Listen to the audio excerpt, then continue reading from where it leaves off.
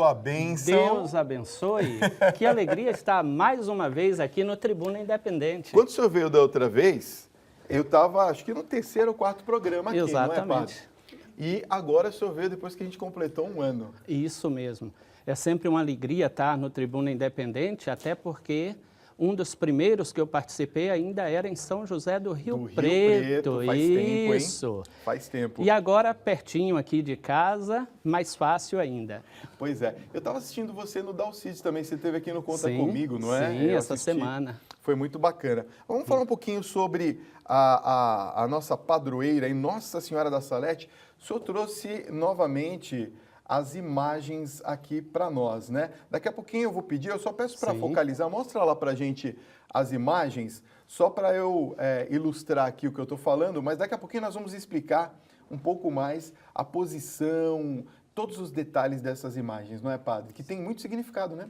Com certeza. Todo o fato da Salete, ele é muito rico numa simbologia enorme. Daqui a pouquinho vamos falar sobre todos eles. Agora, padre, quando que aconteceu a aparição de Nossa Senhora da Salete? No dia 19 de setembro do ano 1846. Portanto, dentro de poucos dias, estaremos celebrando 171 anos da aparição. Hoje, dia 1º, para nós é um dia muito especial. Por quê? Porque costumamos celebrar este grandioso evento ao longo de todo o mês. Então, estamos começando hoje, dia 1º, no seu programa, e na primeira sexta-feira do mês, que é dedicada também ao Sagrado Coração de Jesus. Olha só, somos pé quentes, então. Opa! Né? Olha, os missionários de Nossa Senhora da Salete são também conhecidos como missionários saletinos. Como que surgiram os missionários nesse contexto da aparição, padre? Tudo começa exatamente com a aparição. No dia 19 de setembro, quando aquelas duas primeiras crianças ali, Maximino e Melânia, estavam no alto de uma montanha, nos Alpes franceses, numa pequena localidade chamada La Salette. E daí o título que foi dado a Nossa Senhora, com o título de Nossa Senhora da Salete. É Maria, a mãe de Jesus.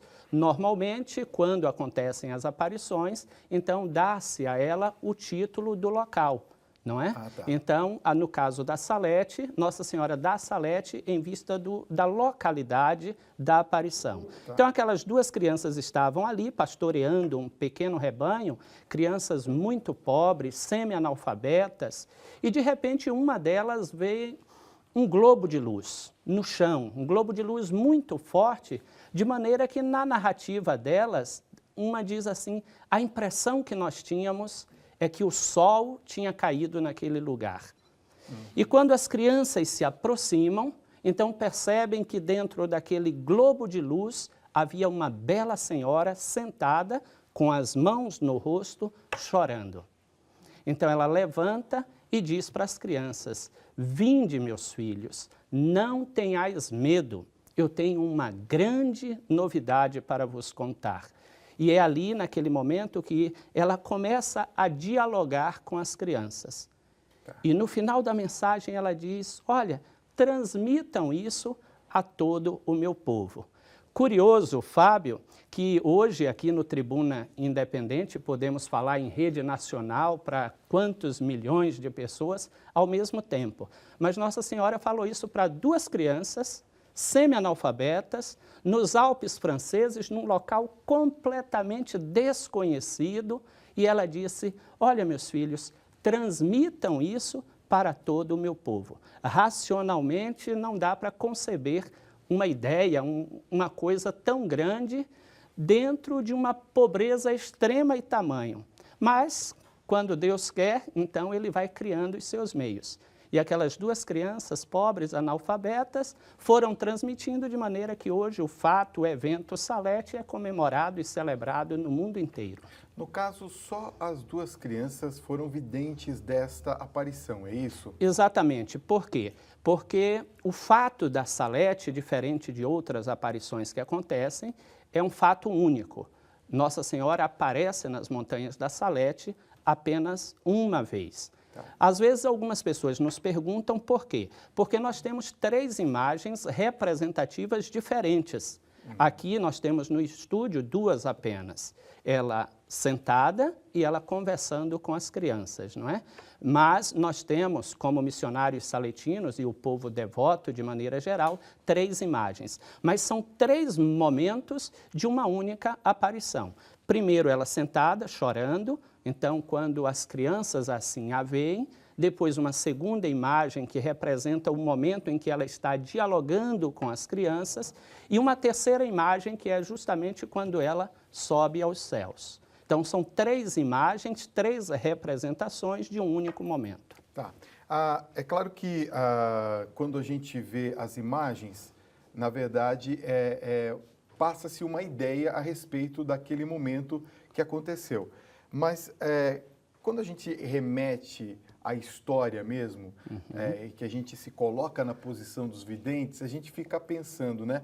Como que a igreja observou isso naquele momento e quando que de fato aconteceu o reconhecimento desta aparição, padre? Então, você coloca 2 pontos extremamente interessantes.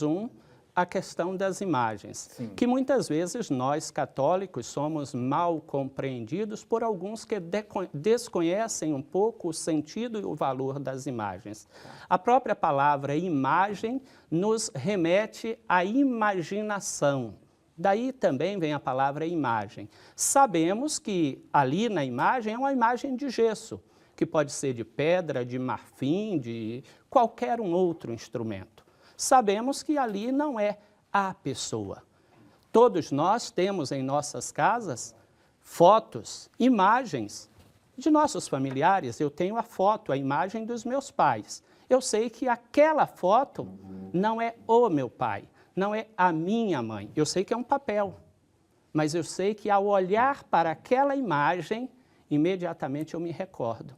Ao olhar para aquela imagem, eu lembro da história da minha mãe. Eu lembro de todos os momentos vividos com ela. Então, daí vem a palavra imagem. Então, aqueles que dizem, olha, os católicos têm as imagens, adoram as imagens, isso é uma extrema falta de conhecimento, não é? Poderíamos dizer que uma ignorância daquilo que a doutrina católica nos ensina. Mas, voltando à questão da aparição. Então, quando aquelas crianças descem, contam aquilo que haviam visto, então logo imediatamente algumas pessoas começam a subir a montanha para tentar compreender os fatos.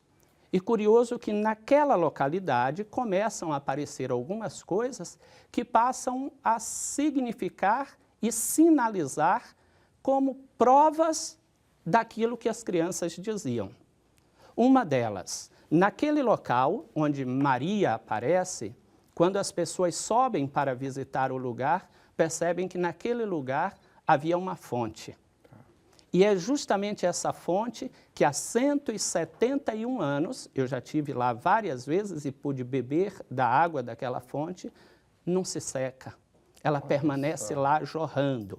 E, sobretudo, naquele momento ainda de crise, momento de investigação da igreja para saber o que era que estava acontecendo. Um número muito grande de pessoas que subiam, que provavam daquela água, recebiam sinais. Um deles é o pai de Maximino, que tinha uma enfermidade grave. E ele não foi um daqueles que deu crédito ao que a própria criança dizia. E quando ele sobe, ele experimenta daquela água, então ele fica curado. E tudo isso nós sabemos. Quem cura não é Maria, não é isso que a Igreja Católica ensina. Quem cura é Deus. Mas ele se utiliza de critérios humanos, de critérios que possam nos aproximar ainda mais dele.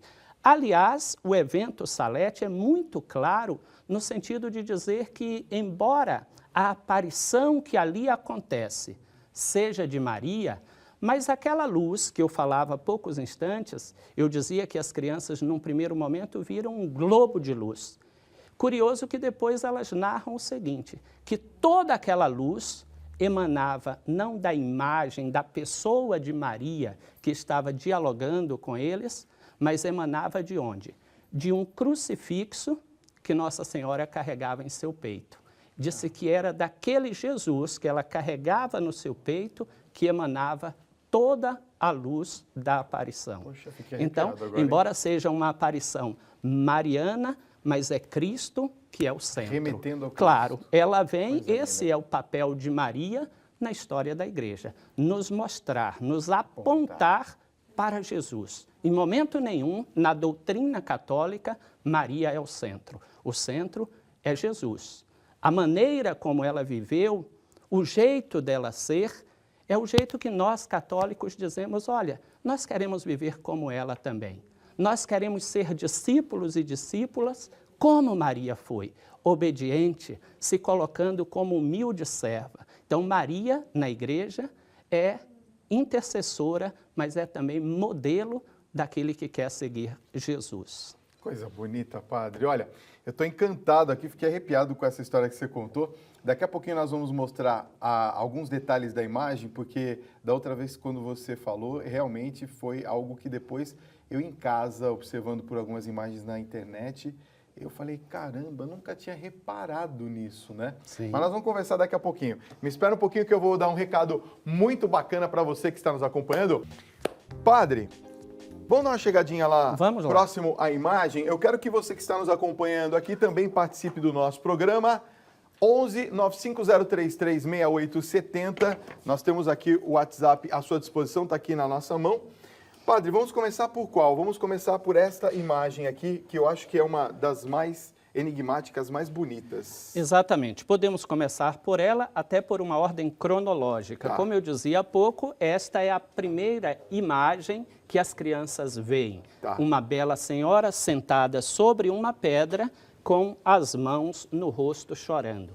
As lágrimas falam, costumamos dizer isto, não é? E é exatamente, poderíamos nos perguntar, qual a mãe que nunca chorou? Verdade. Toda mãe chora, às vezes de alegria, às vezes de preocupação, às vezes de tristeza. E Maria, que foi a mãe de Jesus, com certeza experimentou também as lágrimas, tanto nos momentos de glória, quanto nos momentos de dor do seu filho. E Nossa Senhora aparece justamente chorando, não é? Como vemos a representação aqui nesta imagem que está diante de nós. E é justamente quando as crianças se aproximam que ela diz, vinde meus filhos, não tenhais medo. Nós vemos ali uma segunda representação, quando ela se levanta e então começa a conversar com as crianças. Você perguntava há poucos instantes sobre a simbologia, os símbolos que Nossa Senhora traz em si. Sim. Podemos falar sobre um número muito grande de simbologias aqui representada.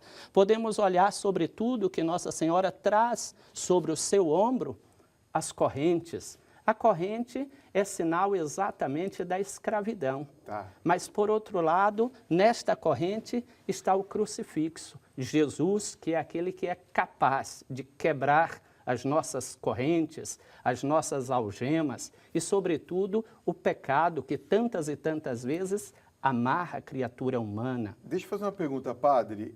No caso desse crucifixo, ele tem dois elementos que eu vejo aqui, um de cada lado, não é? Sim. O que significam esses elementos? O senhor tem Nós temos mostra uma ali, aqui Chicão, que ó. talvez seja melhor para a câmera, Tem esses dois elementos, um não é? martelo e a turquês. Isso. Nossa Senhora aparece com um crucifixo nesse modelo no seu peito. Tá. Ela não dá a simbologia, o que é que significa, mas a igreja, ao longo dos 2 milênios, sabe muito bem o significado. São símbolos exatamente da paixão. O martelo, aquele que prega aquele que Jesus. pregou Jesus na cruz. A morte. Mas, por outro lado, nós temos a turquês, que é aquele que arranca. Então, podemos dizer que Jesus é aquele que venceu a morte. Se o martelo representa o prego, a morte, a turquês é aquele que arranca. É o sinal da vida, é o sinal da ressurreição. Lindo, lindo, lindo, lindo, lindo. Agora, outro elemento que eu vi também são as rosas, né? Bastante numerosas. Podemos falar das rosas. Em todas as nossas celebrações litúrgicas, nós vemos sempre a presença de flores, com exceção de alguns tempos litúrgicos bem próprios, não é? As flores simbolizam exatamente a ternura que Deus tem pela humanidade. E Nossa Senhora, ela aparece ali para nos lembrar este Deus que é eterno, este Deus ao qual a escolheu.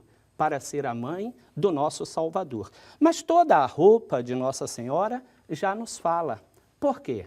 Porque essa roupa que nós vemos, embora talvez para nós brasileiros ou para tantas outras culturas seja uma roupa diferente, ali na Montanha da Salete era um tipo de vestimenta muito comum. De quem? Das camponesas que por ali estavam. Entendi. Então, é uma veste típica de camponesa, já que ela aparece na montanha, onde tantas e tantas camponesas passam, trabalham e vivem ali no cotidiano. Então, é justamente a inculturação, não é? De todo esse evento, quando ela diz, olha, eu estou aqui. E podemos dizer que essa aproximação que ela faz daquelas crianças é tão grande que, num primeiro momento, ela começa a falar com as crianças. Ali naquela região se falava um dialeto, que era muito pouco conhecido no mundo, apenas das pessoas que moravam ali. E ela começa a falar numa língua que as crianças não conheciam, que era a língua nacional. E num determinado momento daquela aparição, quando ela está conversando com as crianças, ela diz assim, olha, vocês não estão compreendendo? Eu vou falar para vocês de um outro modo. E ela se dirige às crianças na linguagem, no idioma daquele local. Poxa Um local vida. muito restrito. E ela fala na linguagem, no idioma daquelas crianças. Que delicadeza Então, de Deus, né? justamente Incrível. esta aproximação que ela faz de um sinal de dizer, olha, nós estamos acompanhando vocês. Em um dos trechos da mensagem que ela faz, ela pergunta às crianças, olha, vocês estão fazendo bem a oração de vocês, meus filhos? E um deles, meio preocupado, diz, não muito, senhora, não muito. E ela diz, olha, meus filhos, é preciso rezar mais, é preciso orar mais. Quando não puder, fazei apenas um Pai Nosso, uma Ave Maria. Mas quando puderdes, rezai um pouquinho mais. Então, a gente vê essa preocupação que Maria tem a todo momento de dizer, olhem para o meu filho, olhem para Jesus. Obedeçam aquilo que ele veio para nos ensinar, para nos deixar. Portanto, repetimos, a aparição, o evento de La Salete, ele é totalmente cristocêntrico. Cristocêntrico. Olha, eu vejo a emoção nos seus olhos, padre. Está passando para mim que eu estou aqui completamente arrepiado e os nossos telespectadores também. Olha isso daqui, ó. Boa noite, Fábio e todos da Rede Vida. Eu sou Renato Henrique, da cidade de Palmares, lá no Pernambuco. É emocionante saber de uma história tão linda no Tribuna Independente. Parabéns à Rede Vida.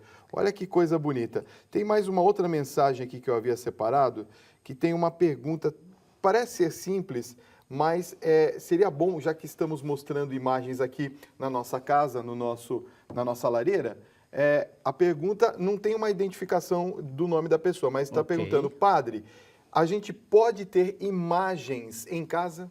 Claro que pode. É uma tradição nossa católica ter as imagens dos nossos santos aos quais nós temos devoção. Porém, eu repito aquilo que há poucos instantes nós dizíamos, não é? É importante que a gente tenha uma imagem exatamente simbolizando, tentando imaginar, daí a imagem, aquilo que está por trás dela. Aqui nós sabemos, o material é gesso, poderia ser qualquer um outro. Esta imagem aqui, se eu não me engano, é fibra. Mas, ao olhar para esta imagem, eu lembro daquele fato. Eu lembro daquilo que ela veio para nos lembrar. Então, eu lembro da figura de Maria na história da nossa salvação. Então, a imagem, ela não termina em si. Mas você poderia me perguntar, Fábio, não para você, obviamente, porque eu sei que você sabe disso, mas para esclarecer a tantos irmãos que estão nesse momento nos acompanhando, é obrigatório um cristão católico ter uma imagem em sua casa?